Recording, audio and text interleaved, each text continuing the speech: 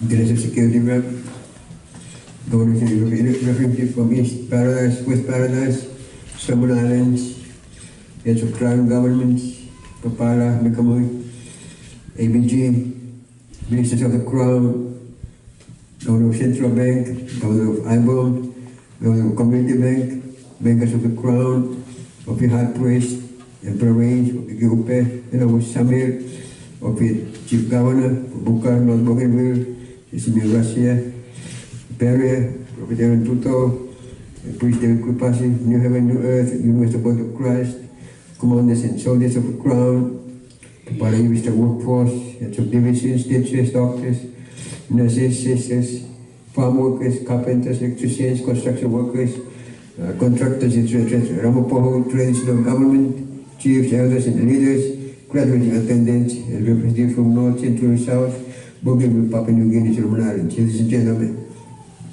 it's so great to welcome you all again to another powerful graduation ceremony of our multimillionaires. As you all know, our first graduation was held on 30th Amethyst of June 2020, and today is our 24th graduation in the space of only 4 months. The number 24 is significant in all 3 Bibles. Traditionally speaking, the cultural Bible is passed on to me from generation to generation since time immemorial. It has 24 chapters. I showed it to you in one of my earlier graduation speeches.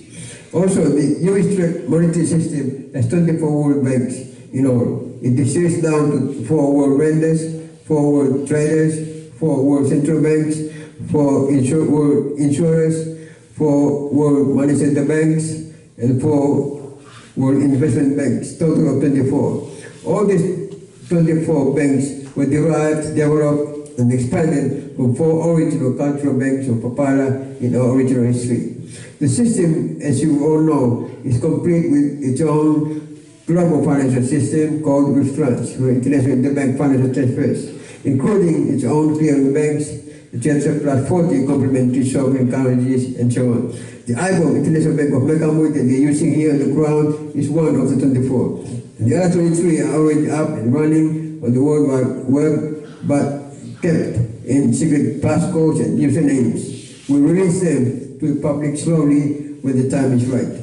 Even the US Christian Bible speaks of 24 elders in heaven. So again, the number 24 is very significant from all 3 Bibles as explained in my previous speeches. Breakout of the Bougainville Crisis Revolution.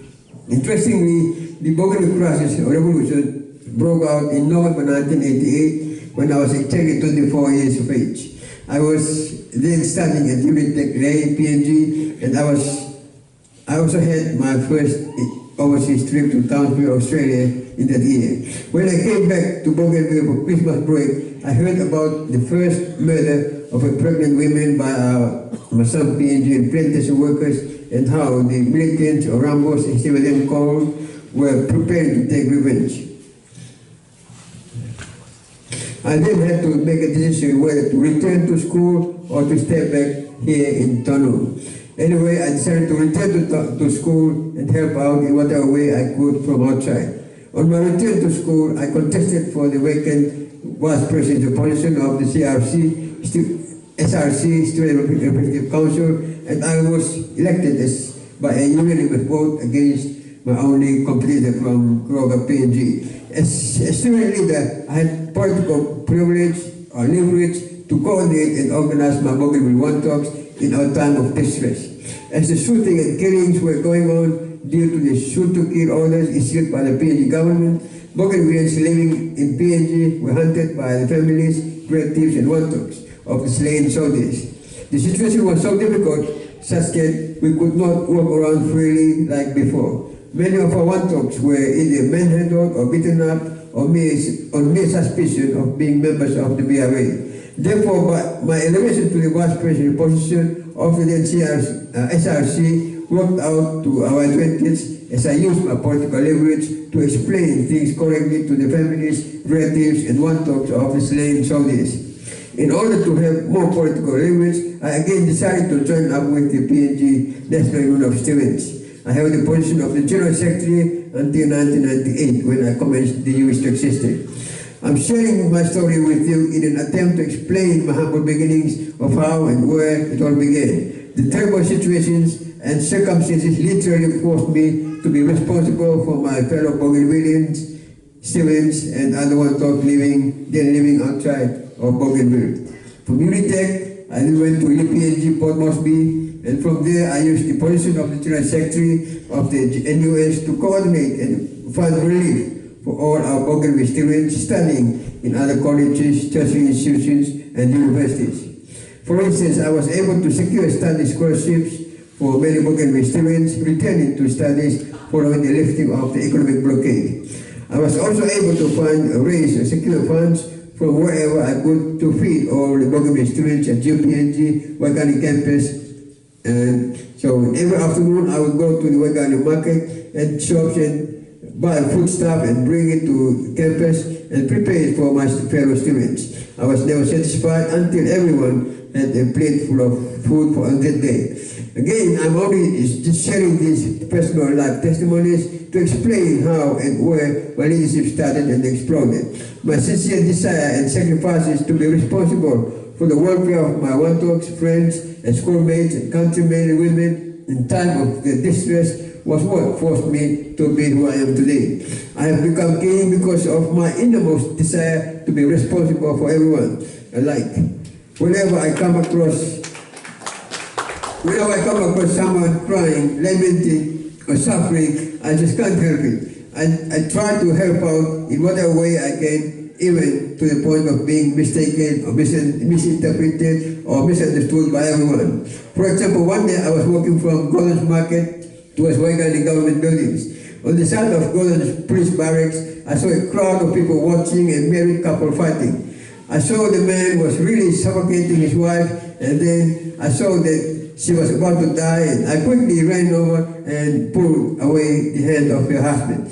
The bystanders laughed at me. I was wondering how on earth nobody from the crowd was willing to go and help out the poor lady being strangled by her own husband.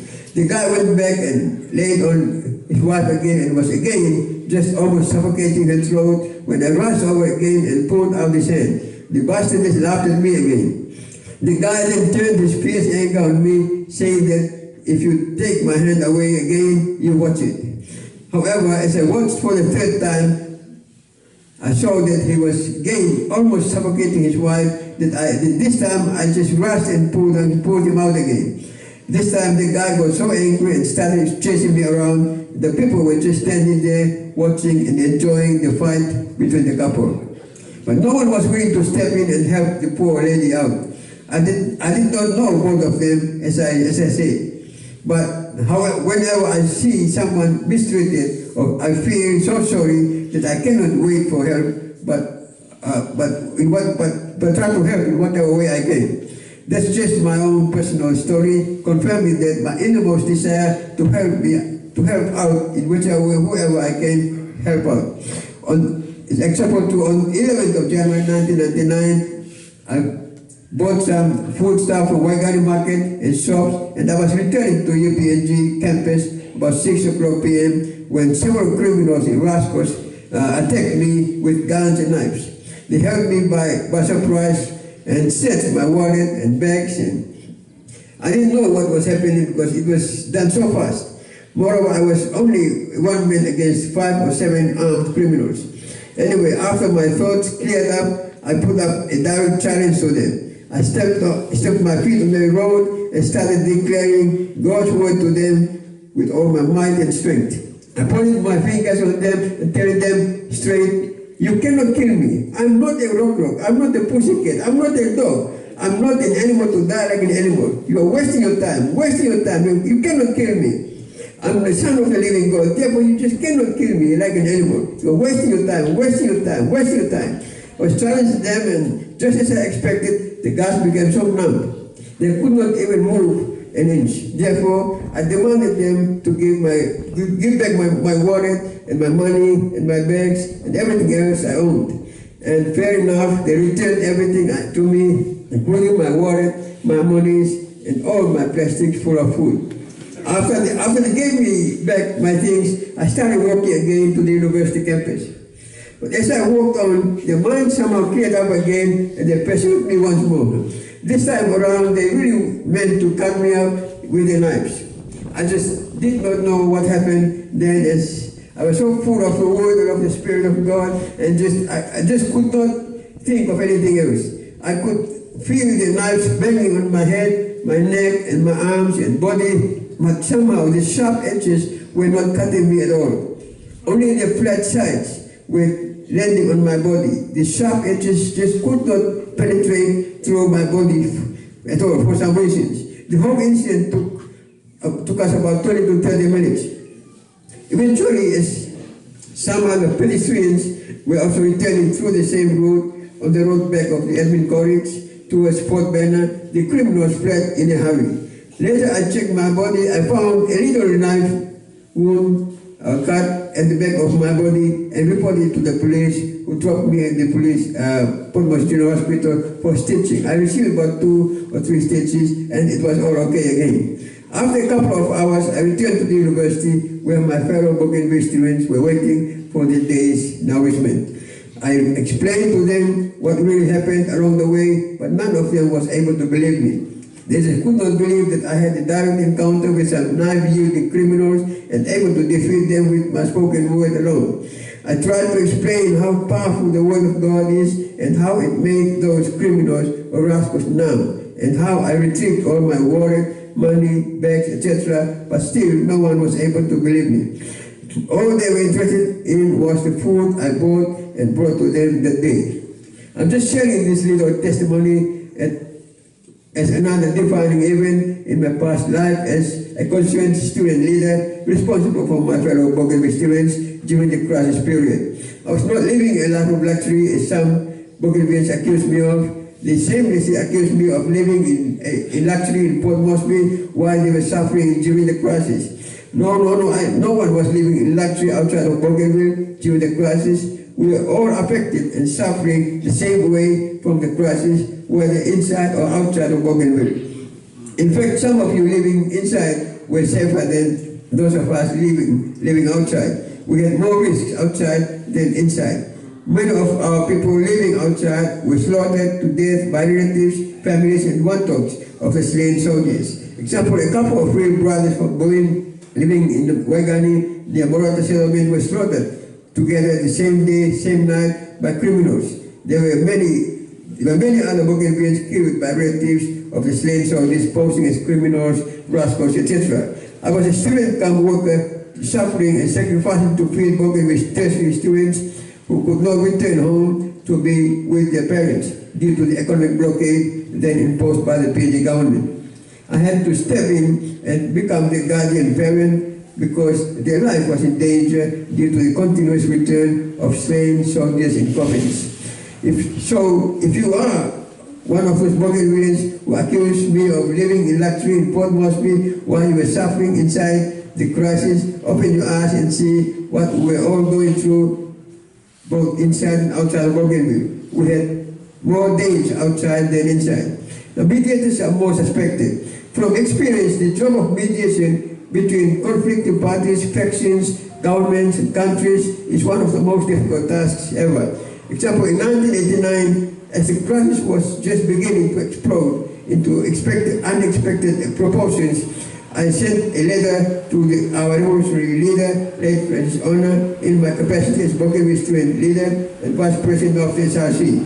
But for some reasons, I failed to delete the letter from the desktop.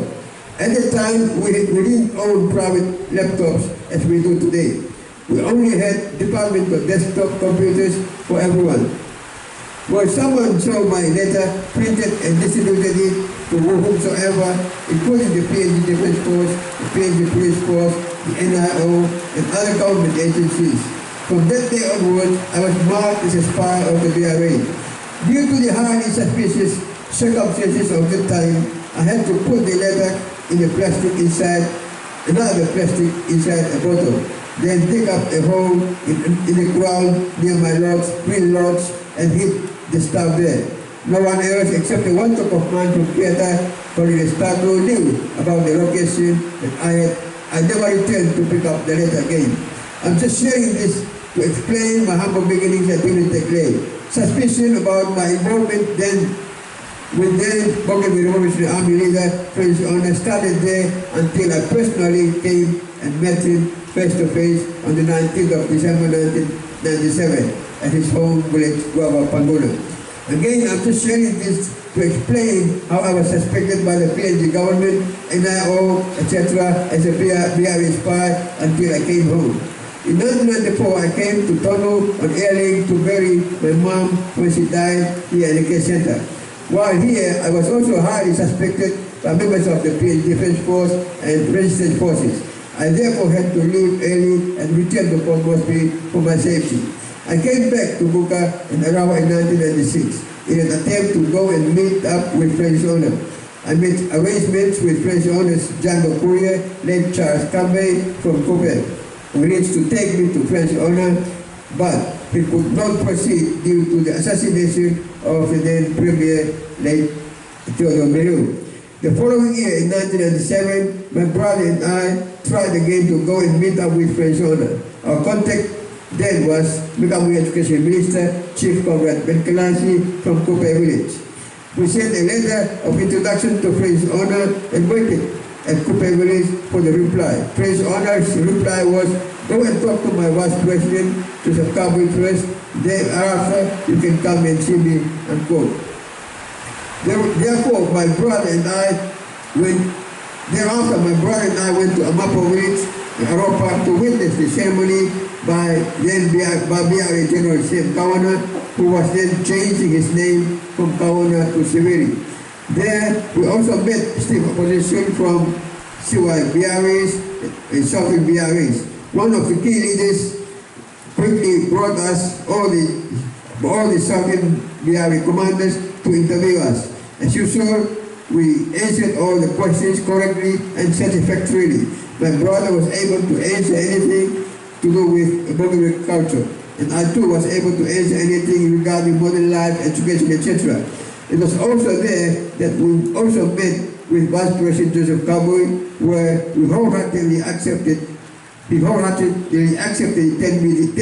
mediation steps we were proposing to run in solving the crisis once and for all.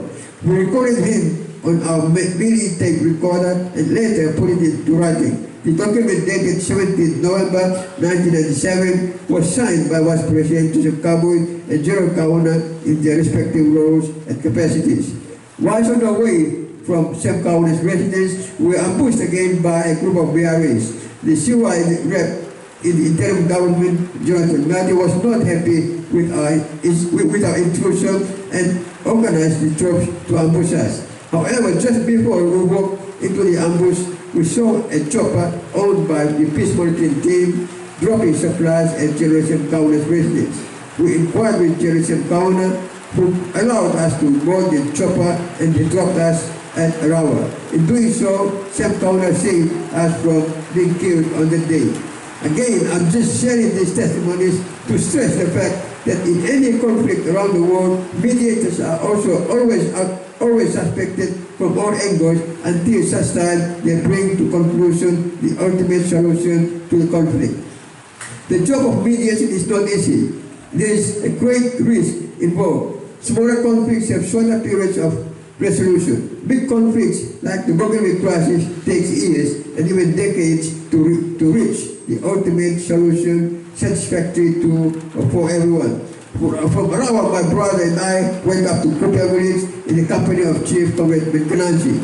However, on our second night, the BRA suspected us as spies of the pro-PNG South Bougainville Interim Authority. On the night they planned to come and kill us, Chief Comrade Ben Kalansi confidently informed us that he does not have any control over the BRA and might stop and cannot stop them from harming us. I also confidentially informed him that he does not need to worry about me because God will not allow him to take my life. I have a big universal mission to complete for humanity. Therefore, no one, no BRA, no BRF, and no PNG Defense Force, no whosoever has been given power to take my life. Chief Comrade Ben Kalansi noticed my unequal convictions, including a cloud of protection surrounding me in the midst of the crisis. And sure enough, the killers did not come and take my life as planned on that night. That's why Chief Ben Kenazi really trusted me as someone special and took me around the hills, the valleys, and the mountains for another couple of months until the day I personally met up with the Supreme Commander, Prince Honor. In every location, my brother and I spent about a week or so answering difficult questions posed to us by the BRA. Except for at Pakia village, we were accommodated at a hut belonging to Chief Tomausi, paramount chief there. Chief Ben Kenazi placed us in the hands and care of BRA 2IC Benedict Diana. During the week of interviews, the BRA asked us all kinds of questions, and we were able to answer all the questions correctly and sufficiently. However, despite our satisfactory answers, the BRA still saw us as spies of the PNG Resistance Forces, or the SPIA, South Pacific Military Authority. On the appointed day, Chief Tomausi and 2IC Benedict Diana informed us that tonight the BRA will be coming to take you away. We have no way of stopping them as the decision is final. We are just informing you that if they take you away tonight, it's their decision, not ours. We did our part in explaining to everyone that you are neutral mediators between all parties involved in the crisis, trying to find a solution for all and everyone. But the final decision is theirs. If they kill you, it's their decision. If they spare you, it's also their decision too. Again, my brother and I confidently told the chief and the 2IC that our lives are in God's hand, to who gave it. If he wants us to die tonight, we'll accept it too. If he spares us, we'll accept it too. But we're 100% certain that God will definitely protect us tonight, because we have an unfinished mission to take the revolution to its final stage where everyone can live happily forever. Well, just as we expected, the BRA never came to take our lives. To cut the long story short, on that day, my brother and I inquired about the family of late Henry Moses. My brother Michel told our interviewers that Henry Moses was our clansman, and that before the crisis, he used to come and see Henry Moses and his uncle Tambu Kauma Swawita. That little information about our family connection with Henry Moses' family broke the last final thread that was hanging over us. It was like a final relief for us after 2 to 3 months of intense interviews in the jungles of Kedah. The next ceremony for us and all the Pakia chiefs. They told us that you can now go to Kawa and talk to the Supreme Commander, Francis Honor. With the approval and escort of the chiefs, my brother and I were able finally to climb up the final mountain and reach Goa village. However, on arrival, we heard that Francis Honor was not willing to meet us despite all the screening done by his people down the line. We told his officers that we will still see the Supreme Commander and President because we have a very special message or secret to pass on to him. We told his officers that some things cannot be revealed to mere officers as they are exclusively for the Supreme Commander and President, that we will only release this information to the Supreme Commander or President himself at the meeting and not to anyone else. Well, the day came, and on the 19th of December 1997, we had our long-awaited meeting with the Supreme Commander, President Francis Honor. There we also released a secret document to him. The document was about Papara, a cradle of civilization, where everyone, including Francis Honor's clan, originated from. At the time, Papara was a top secret anyway. Now everyone knows about it due to the ongoing awareness we've been conducting ever since. After receiving a formal letter in response to our meeting, my brother and I left for Pakia, then to Arawa, Loloho, and Buka. In order to avoid suspicion from the PNG defense side, we also had to go to Loloho and introduce ourselves to the commandant there. As mediators, our policy was to talk to all sides of the conflict and get acknowledgement from all of them. Again, I'm just sharing this to explain the role of mediators is difficult in conflicts like Bogomil crisis. A mediator is a go-between between parties. The role of mediation is one of the biggest responsibilities ever in the whole world. A mediator is a problem solver. In any conflict, at all levels of society, the role of mediation is therefore one of the greatest responsibilities. However, as said above, the job of mediation is also very dangerous and risky because of suspicions that you could be representing the other conflicting parties. For instance, the Bougainville conflict has a mediator who is still in the process of mediating and resolving the issue. In case you might have missed it, my explanations about the Penguri Association chiefs were originally appointed as mediators between all parties to the Bougainville conflict. The issue came about in 1998 because of the approvals of all conflicting parties to appoint Penguri Association chiefs as mediators. All documents are available in our archives for historical purposes. Our original mediation strategy consisted of 10 steps or stages of conflict resolution. In Siwai, the first step is called Mungho. The second step is called Kokowa. The third step is called Ari. The fourth step is called Tommo. The fifth step is called Ukarai. The sixth step is called Koriho or Munatuan. The seventh step is called Puriha. The eighth step is called Huke. The ninth step is called Rumukomi. The final step is called Tanakoto or Rumuinana. That's in the Siwai Mutme language. There are equivalents in all other languages of Bougainville. I don't have time and space to explain the above 10 steps of conflict resolution, as I can write many books and volumes explaining them. Maybe later I'll be able to explain the 10 steps one by one. For now, it's sufficient to say that I have not completed my original task of mediation yet. As I explained above, Penguri Association was approved and accepted by all three parties to the Bougainville conflict as the sole mediator of the conflict. Firstly, the Prime Minister of PNG, late Bill Skate, who approved and signed my 10-step mediation program in 1996.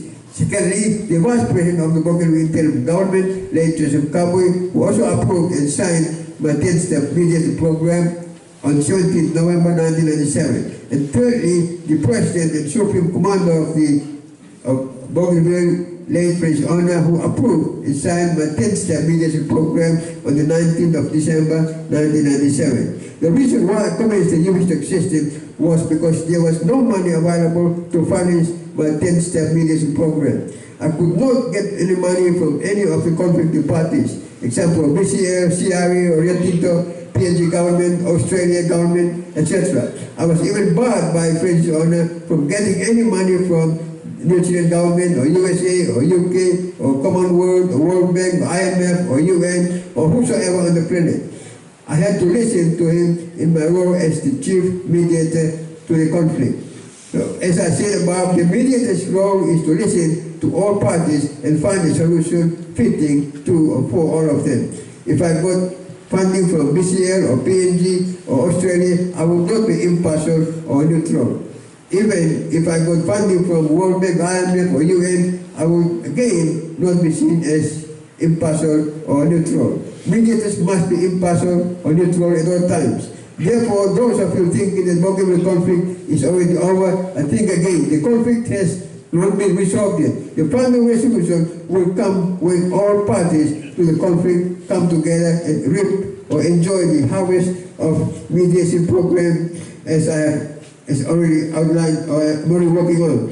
Initially, there were only two parties. Later in the process, we realized three major parties to the conflict, that is PNG government, ABG, and Mekabui. Papara and UMISTEC is not party of the conflict. Papara and UMISTEC was and is still the mediator. We will remain the mediators until such time we bring all parties to a 100% satisfactory solution. So do not for one moment think that UMISTEC or Papara is one of the parties to the conflict. We are in no conflict whatsoever with anybody. We only align ourselves with all three conflicting parties as part of a 10-step mediation program. Since in 2004, we signed the proclamations of the Twin Kingdom Agreement with Mekamui, and in 2006, we signed the Trump government agreement with ABG. From this year onwards, following the official expiry of the Bougainville Peace Agreement, we are now linking up and joining forces again with ABG. The bond between Mekamui and Papara is very strong, permanent and forever. It's deep-rooted in custom and bloodshed and therefore cannot be broken. Nothing whatsoever has any power to separate the Twin Kingdom. In the same way, the bond between ABG and the Twin Kingdom will be very strong, permanent and forever. It is deep-rooted in Bougainville custom and bloodshed such that nothing whatsoever will be able to separate us again after it becomes so strong. I'm just explaining this so you can see clearly the work of mediation presently at work. It's very difficult for anyone to understand the mindset of the mediator. As I said above, the basic reason why I started the USTAC system in 1998 was because there was no money to finance a job of mediation. The three parties to the Bougainville conflict approved and signed my 10-step mediation program in 1996 and 1997 and were expecting me to perform accordingly. But when I realized that I could not unite them without money and system, I decided to break into creating the USTAC system. I had to create and launch a 100% sovereign monetary system, banking system, and currency system before bringing all parties to a satisfactory solution. All three parties will be 100% happy and satisfied with the final outcome of the mediation currently in progress. Even PNG government will not be willing to let Bougainville go until or unless it sees real tangible benefits to be derived from letting Bougainville go. I have already explained this to the PNG government, PM James Marape, and he's fully aware of what I'm doing for the benefit of all conflicting parties. He knows full well that the USTAC system is the only way that all parties to the Bougainville conflict will be 100% happy and satisfied. In other words, the job of uniting our people on the ground cannot happen through politics. Politicians have no solution whatsoever. Politicians are only there to divide and separate their people with party politics, party policies, and so on. The job of reconciling and uniting a people of one culture comes directly under the royal office of the king. In any country of the world, the job of uniting a people of the country is the responsibility of the king, not the president, not the prime minister, nor any politician. It's the same here in Bougainville and PNG. The job of uniting Bougainvilleans remains the exclusive responsibility of the king. Only the king can unite Bougainville. Only the king can unite PNG and Malaysia. Only the king can unite everyone. Even later in the process, you all find that only the king has power to unite all the Pacific Islands, Asia, Europe, America, Africa, and the rest of the world. Why am I endeavoring to explain all this? I'm explaining things this way so you can all see that the initiative to unite Bougainville has started recently following the expiration of the Bougainville Peace Agreement on the 15th of June 2020. We could not really work with the ABG during the 15 years allowed under the Bougainville Peace Agreement from 2005 to 2020. It's only recently, after the expiration of the peace agreement, that we began to extend our hands to the ABG in order to unite everyone. Bougainville must unite now. At the helm of leadership, there's constant and ongoing communications between myself and President Ismail Turama, and I'm glad to see that while we are uniting at the top leadership level, our people have amazingly begun to unite themselves too.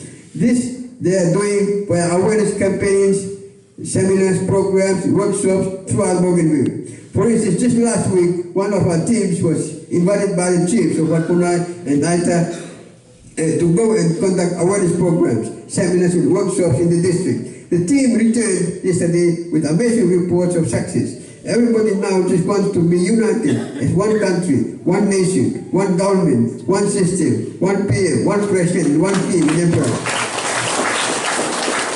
As Bougainville people begin to unite to form one only government of Bougainville, Mekamui Island, the world out there is definitely going to see what us has not seen, nor yet has heard before. We will arise together with our own 100% debt-free, unborrowed and sovereign system, while at the same time solving PNG's problem of foreign debts, which is currently about 50 billion. Mediation between God and man. I have explained clearly the role of a mediator in any crisis or conflict on earth. He must be first 100% impartial and neutral. Even in the Hebrew or Christian Bible, we read the great mediator between God and man. There are several passages talking about Christ as the mediator between God and man. In other words, the job of mediation in this world is not easy. Just like the mediator between God and man, our mediator in the physical too may also sacrifice his time, energy, money, resources to save someone who has totally gone beyond repair. The mediator may also shed his own precious blood as the final restitution for full restoration. That's what happened to me. And after the three governments, PNG, ABG, and McCammon consented to my 10-step mediation program in 1996 and 1997, I had to go through the process of sacrificing my own money, time, energy, resources, etc. to save all the three parties from the conflict. I also had to shed my own precious blood in 2006 in order to accomplish the desired purpose of uniting our people. I'm just explaining again the important role played by the mediator. In this world of conflict, the job of mediators is a very high demand. I'm glad that I'm now graduating multimillionaires today, because in time to come, you will be required to mediate between various conflicting groups, governments, and factions around the world using your big money and resources. As I said, poor people cannot mediate between big conflicting factions, governments, and systems. I already gave you my own example, how I tried to unite PNG government, ABG, and McCammon in the years 96 and 97 without success. I was a poor man trying to unite rich people or governments who had access to big money. I'm enabling you now with money to be mediators wherever there is a conflict on the planet Earth. In balancing them, you will also always have an upper hand solving the problems once and for all. You won't have to wait for another 22 years like I did before reconciling and uniting conflicting parties, because you already have big funds which are readily available now for your good use. Unity of Bougainville. As I said above, as the unity of Bougainville government becomes a physical reality, the people of Bougainville are also demanding to use BVK or Bougainville Kina for all their internal usages, trades, and commerce. For example, last week, one of our groups doing awareness in Centro was demanded by the people to go and buy their cocoa and copra with BVK so they can have enough cash to open accounts and do investments in our bank products like MasterCard, gold cards, nano cards, treasury bills, and so on. You see, as the unity of Bougainville becomes a physical reality, the people from the districts are fastly opening their eyes and demanding payment for the commodities, cocoa, copra, vanilla, etc. in nothing but BVK only. They don't want payment in PNG Kina anymore because they now see it as a foreign currency. When the team returned and briefed us, I just could not believe my ears. I believe that the people are already demanding payment in BVK for all the commodities, cocoa and copra. But that's just the tip of the iceberg of what is bound to happen as Bougainville becomes united as one government, one country, one nation, and one system. Everything will just work out as planned because the answer or solution to Bougainville is in unity. Again, I repeat, the answer or solution to Bougainville is in unity, which is already being taken care of under the tri-government understandings, agreements, and proclamations. There are so many big things we're going to see happening when the governments of Bougainville unite as originally planned. We will arise with our own civilization as a nation and people, complete with our own sovereign multi-banking and currency system. PNG cannot block us anymore. Austria too cannot block us. No one on earth has any power to block us because we are already 100% debt-free, independent, and sovereign. Pivotal time. Bougainville has just reached the very moment we've been waiting for all this time while setting up our sovereign monetary system. From the information I received from our awareness team, everyone is just fast opening their eyes. As the team ran the seminars, and explained the system. Everyone listening started opening their eyes and realized the mysteries and the truth that has been hidden for ages.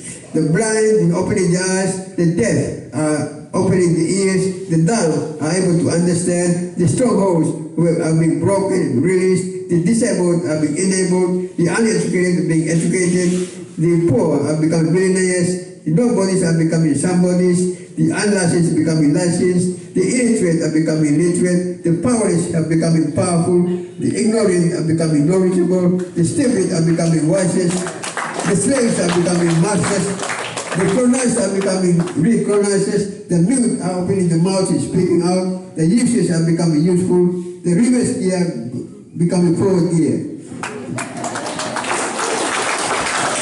It's all happening right before our eyes, just as we expected during the time of our establishment in the last 15 years. Let me take you to just another analogy that took place 2,000 years ago. In Luke chapter 7, you read about how John might have doubted Jesus and sent his disciples to ask him whether he was truly the one prophesied to come or whether he should expect another one to come.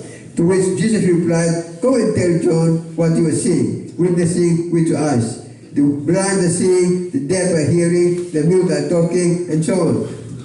That's exactly the same message I want to pass on to whoever has any doubts about our system. Tell them that the blind are seeing, the deaf are hearing, the mute are talking, the dumb are hearing, the understanding is so. The useless are becoming useful, the nobodies are becoming somebodies, the poor are becoming richer, the slaves are turning around and becoming masters, and so on. My incident at Hong Kong Hotel. In 1999, I was at Sheraton Hotel in Hong Kong with a couple of other friends, a pastor from Dunamis Christian Center, Australia, Gold Coast, and an architect from Mexico. They were both my investors and clients. In the middle of the night, they came to my room and asked me a funny question. The pastor asked me, "How much are you worth in terms of dollars? Millions or billions? I know you're a businessman from PNG and have bought real estate properties in Australia and have also donated a three-story building to a church in Kempsey. But I just want to know how much in terms of dollars you are worth. I don't think you are a billionaire, but maybe somewhere in the millions, closer to 100 million or so," unquote. My reply to him was, "Pastor, I'm worth everything stated in Romans chapter 8, verse 17. We are all supposed to be joint heirs with Christ, meaning that we own everything that belongs to him," unquote. The guy did not get it and came back saying, "I know all that. I'm a pastor, but I still need to know how much exactly are you worth in terms of dollars. That's all." To which I replied and repeated the same message. I own everything. Everything that Romans 8:17 refers to, I own it too. What does joint heir mean to you? Does it mean you have less? Or any person who believes in the word of God should understand that as joint heirs, he or she owns everything, unquote. The guy replied again and kept repeating his question while I also kept repeating my answers. He couldn't break through the walls of my system and finally gave up. I just decided to explain things from another angle so you can see that we are not playing up. The world out there has restricted and limited our minds and thoughts under the present Western civilization that is based on principles of lack and scarcity, debt and deficiency. Our system, as you all know, is based on the opposite principles of abundance and surplus. The current budgetary spendings.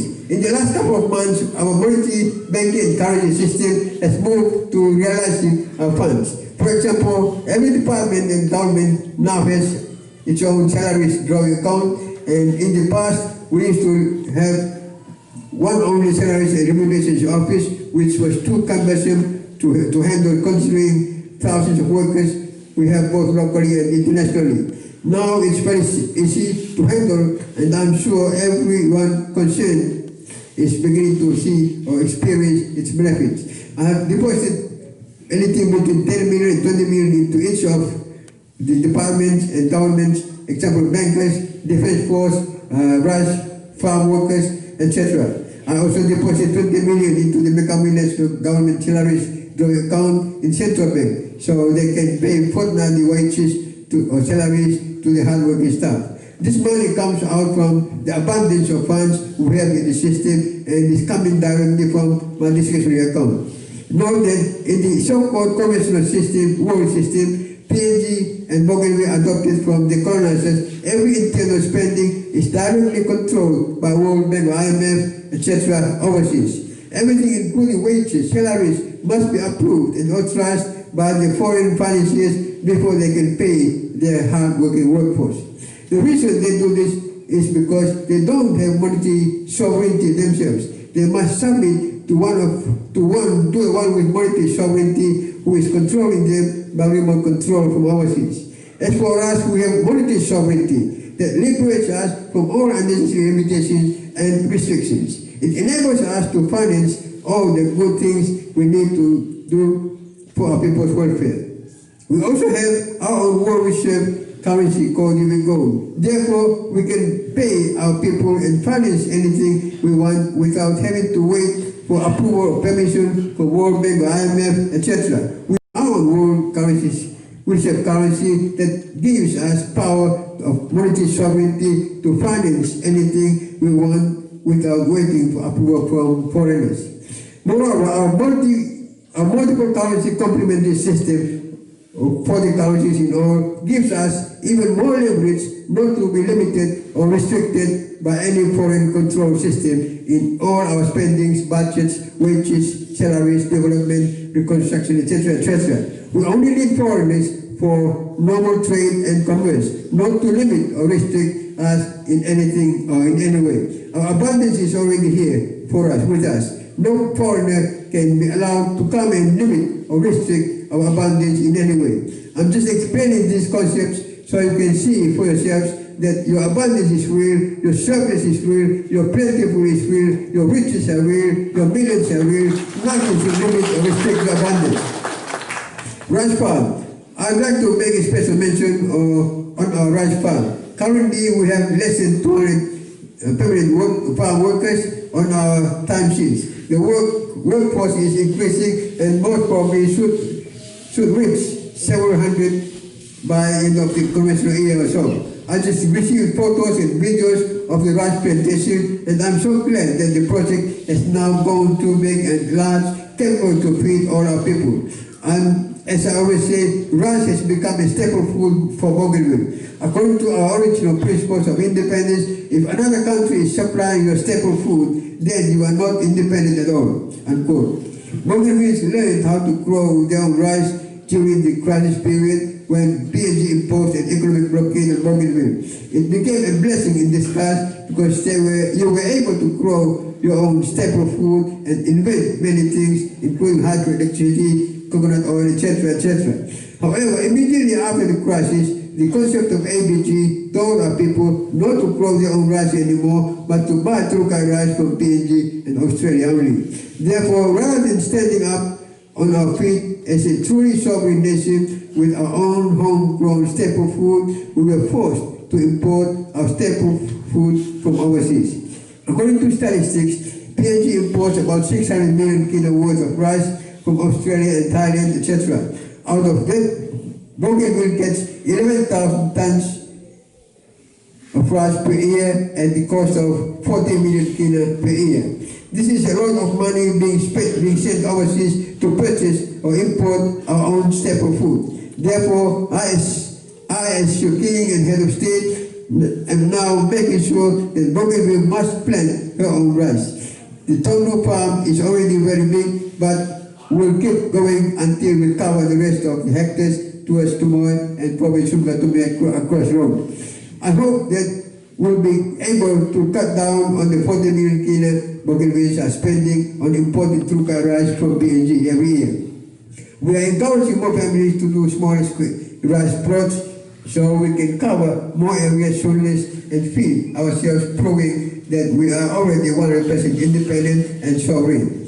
Our international partners from Asia will also be coming soon to help us with the other rice farms in Nasimo, Miwo, and so on areas. We are also putting out notices to engage seasonal workers during November to January for those students willing to work for the school fees.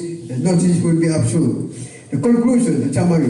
Ladies and gentlemen, my speech today is very brief. I'll have to stop here now and proceed to conducting the actual graduation ceremony. But just before I close, you all heard me saying that in the beginning of the month somewhere, that this is the month wherein our internationally convenient funds will begin to materialize in our accounts. True to my words, the first funds are already in my international account. Everything has happened exactly as I assured you during the 22nd and 23rd graduation ceremonies. With the funds now in my account, I can now do almost anything to complete our outstanding projects like online banking, servers, mobile banking, ATMs, etc., etc. Moreover, my officers can now make arrangements with charter planes and choppers to bring our PNG clients or investors and families for graduation. Many other projects, including reconstruction, development, etc., are now in our hands to do. Just give me this coming week or so and see how soon and how much we can bring to Bougainville and especially to Tonlu headquarters to move everything forward for everyone.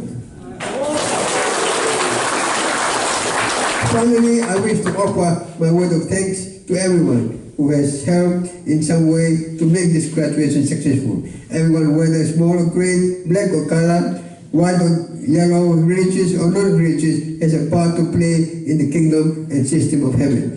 If I don't remember your name or fail to reward you, Father God in heaven will surely reward you. Of course, I've tried my best to reward whoever has helped me reward. My only final word is, please remember to keep a code of ethics and everything will go well with you. Thank you.